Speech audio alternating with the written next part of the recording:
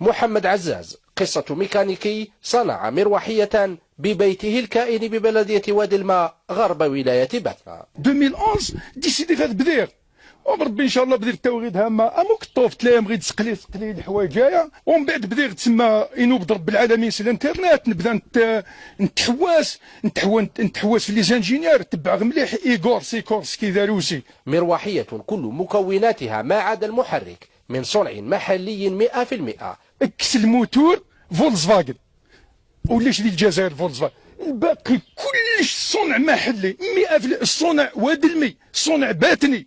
وقد حرص محمد عزاز على إنجاز مروحيته وفقا للمعايير التقنية العالمية.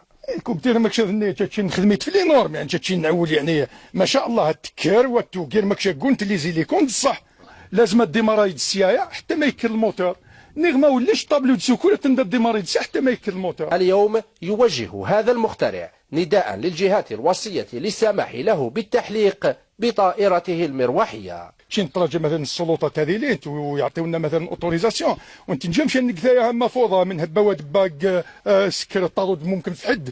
لا تخترعوا انت الريح لا تقلمواشني متجرني لا تاكسيات كورنت واحد سنت الا تكثيغاو سوين انت الريح ضمزان. هي إذن مروحية قد تستغل فلاحيا وطبيا وفي مجال إخماد حرائق الغابات في انتظار تقديم يد العون من طرف السلطات.